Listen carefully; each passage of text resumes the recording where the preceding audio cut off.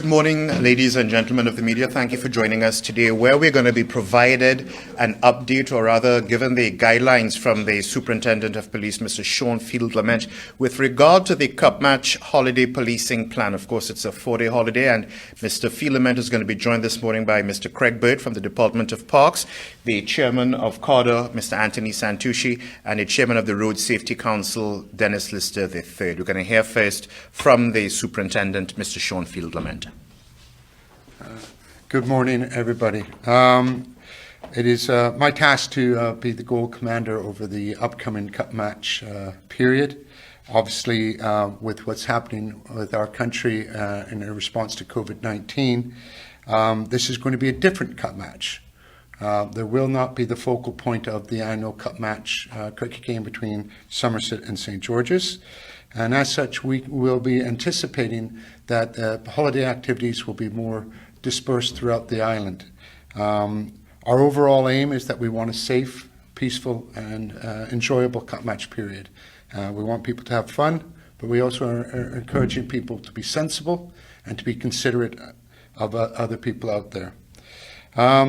As I said, there's no cricket game, so we anticipate that beaches, parks, other venues, and even the marine environment will see increased activity across the island. This makes things a bit challenging in regards to policing, but we have enough resources in place that we will be monitoring as best we can the various venues across the island. However, I want to highlight a couple of specific areas that we will be monitoring quite closely. Historically, Thursday of Cup Match, a lot of people, young people in particular, go down to Horseshoe Bay, and we've seen large crowds there historically. We anticipate that this will be the same, and we will have a very large contingent of police officers down there, high visibility uniform, walk along the beach. You will also see us deploying a drone down there to monitor the public order aspects and just make sure that everyone's safe down there. Obviously, with the large groups, young people drinking, we want to make sure that everyone is safe. We'll be working in conjunction with the park rangers, and the Royal Bermuda Regiment will be there. In regards to Horseshoe Bay, the beach will be closed at 8 p.m. This is to facilitate the cleanup so that it can be used on Friday safely, and that's why we're closing it at 8 p.m. The police and the rangers will be telling people as they arrive that the beach is closing at 8 p.m. So please bear that in mind and plan accordingly. The other place that we anticipate a large group of people will be down at Clearwater. And you will see a similar sort of presence down at Clearwater, advising people to stay safe, practice social distancing, and be considerate to all. Once again, we want everyone to have fun, but we want it to be safe and peaceful. We will then be looking at the island holistically in regards to the other venues. There's plenty of beaches and other parks. These will be monitored by roaming groups of rangers and police working side by side. And they will be advising people in regards to keeping the noise down, being considerate, practice safe distancing, social distancing, and also groups of, try to limit ourselves to groups of 50 people. Camping is allowed, and we're just saying be considerate, be mindful of other campers, think about the noise that you're doing, because noise does travel down to the beaches and in the parks. You should have the appropriate authority to do it, permits and such, and the rangers will be passing attention to them. Roads.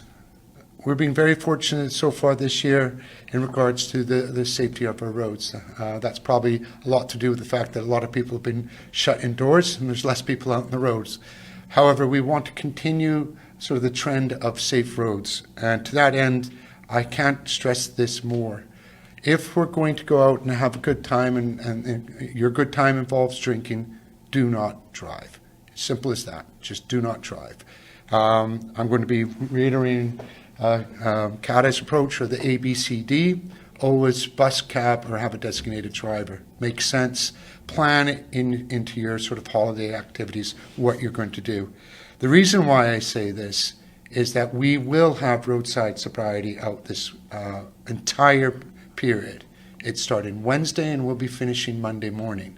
We will have the full contingent of the road policing motorcycle sections, bolstered by reserves police, out conducting roadside sobriety tests, and more importantly, they will be conducting speed checks. We want people to keep the speeds down. Alcohol and speed are a dangerous combination, and they cause death. So I'm just urging people to be sensible. If you're going to have a drink, do not drive. You will see the police out there, and we will be stopping people. So do not ruin your life by getting yourself into trouble unnecessarily. Now, the next aspect that is really of concern is the marine environment. We are working in partnership with the Royal Bermuda Regiment and the Coast Guard under the leadership of Acting Chief Inspector Dave Greenwich. We will have the full contingent of Coast Guard out and about.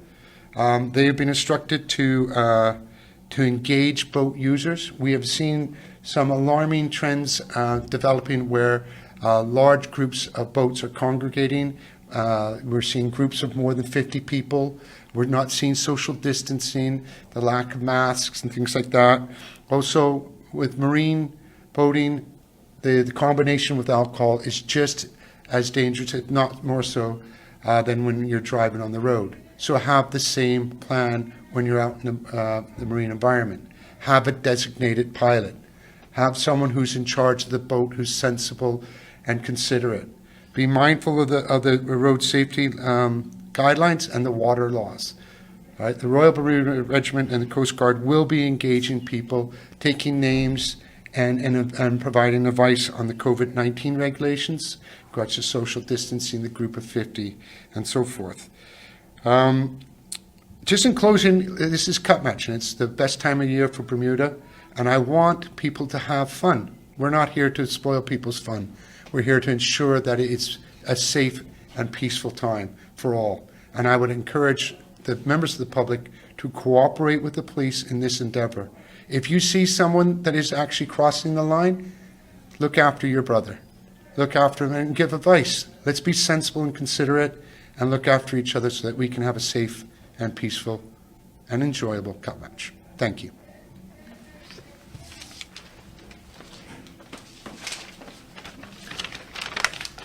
Good morning, everyone. Ladies and gentlemen of the media, thank you to the Bermuda Police Service for inviting CARTA to be a part of today's press conference. Our focus at CARTA, Encourage Responsible Alcohol Behavior, is to encourage residents who plan to consume alcohol over the Cup Match weekend to put a plan in place before you leave home. If you're planning to go out to consume alcohol, please have a plan in place to get home safely.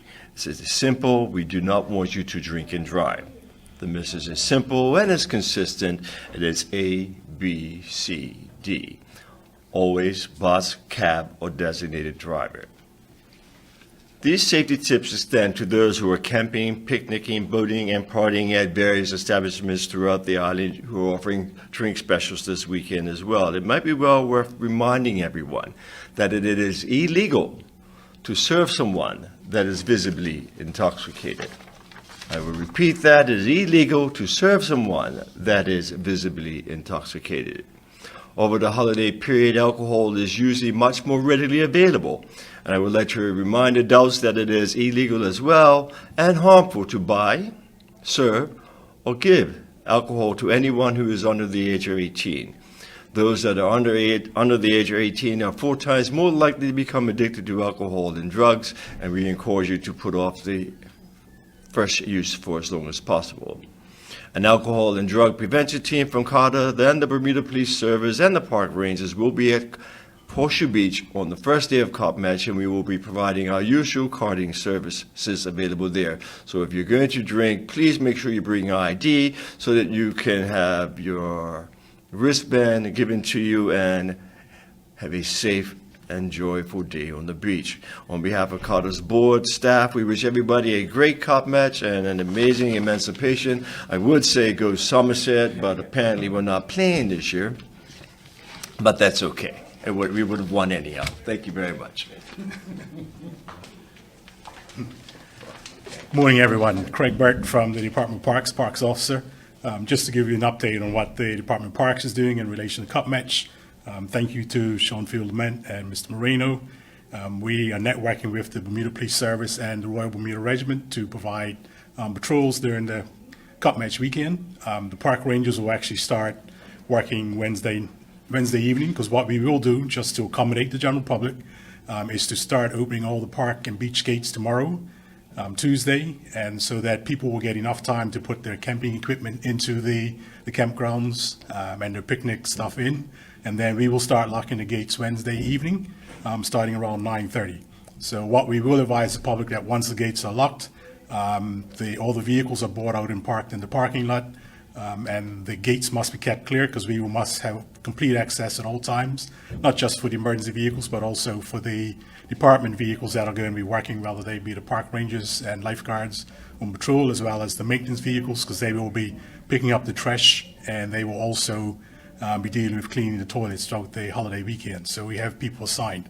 As it's already been mentioned, Horseshoe Bay will be closed at 8 o'clock. We have to reiterate that, and some people ask why.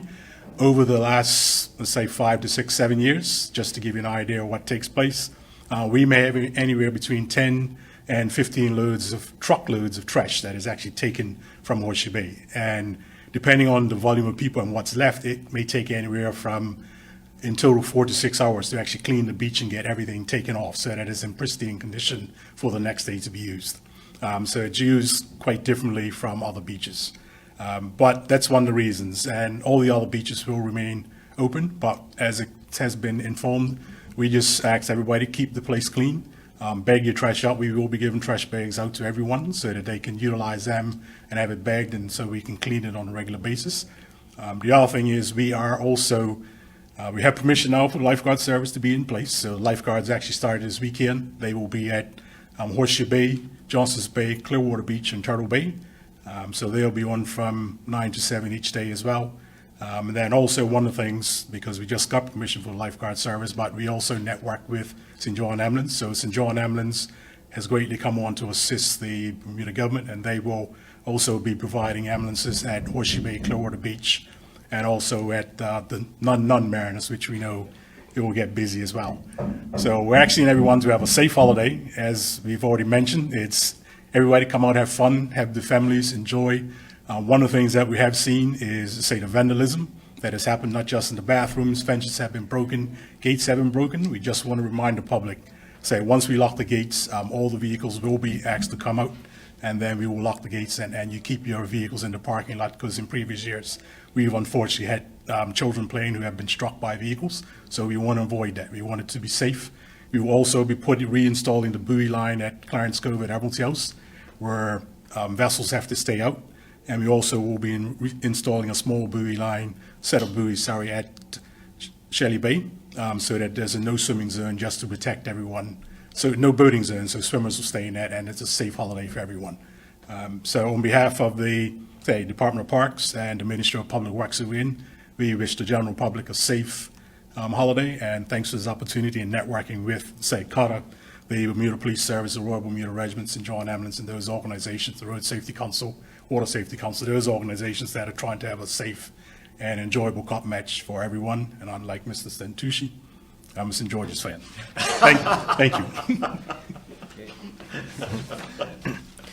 Good morning. Good morning to the media and to the listening public. The Bermuda Road Safety Council would like to remind the motoring public of its responsibility to adhere to and uphold all road traffic laws. We must remember that it is a privilege and not a right to use our roads. And if we each take responsibility and be accountable for our actions on the roads, we can continue to improve our driving habits. 2020 has been a unique year for us, and that has had an impact not only on our lives, but also on road traffic. We had a period of time where there was little to no traffic on our roads. And since the island has been gradually reopening, we're having more traffic back on our roads. And I again would just like to remind the public to be careful, be cautious, and be courteous while driving. With this said, I encourage the motoring public to take their time and be cautious, and remember that we all share the roads. Not only just the motoring public, but pedal cyclists and pedestrians. And to the pedestrians and pedal cyclists, a reminder that when you are out, to wear bright reflective wear so that people can see you, especially in the early morning hours and early evening hours. As we approach a cup match holiday, we want to encourage the public to think smart. If you're going to consume alcohol, don't drink and drive. There are options to choose from, other than to be irresponsible and drive under the influence. We implore those that drink to have an alternate plan to get home. Taxis, minibuses, designated drivers, home safe are all options to choose from. The Road Safety's mission statement is to educate the public with effective tools to reduce collisions and road fatalities. And our vision is to create a safer road culture that promotes positive driving and riding practices, creating smarter road users and saving lives.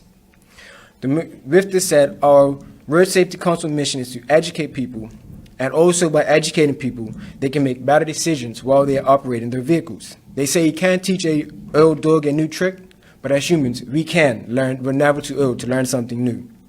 Again, we encourage the public to be responsible and not drink and drive. Enjoy the holidays. And as Mr. Sushi is, I'm red and blue Somerset, so even though we're not playing, go Somerset. And everyone, enjoy the holiday. And as our slogan says, we can all be a piece of the puzzle while becoming a part of the solution. Thank you. Any questions from members of the media? Yes, please. Oh, sorry. Thank you. Thank you all very much. Fiona McWhirter from the Royal Gazette. We heard about the partnership working between the park rangers and the police and Royal Bermuda Regiment. Just wondered if maybe you could tell me about how important that is, especially probably for your guys going out to the parks and the beaches.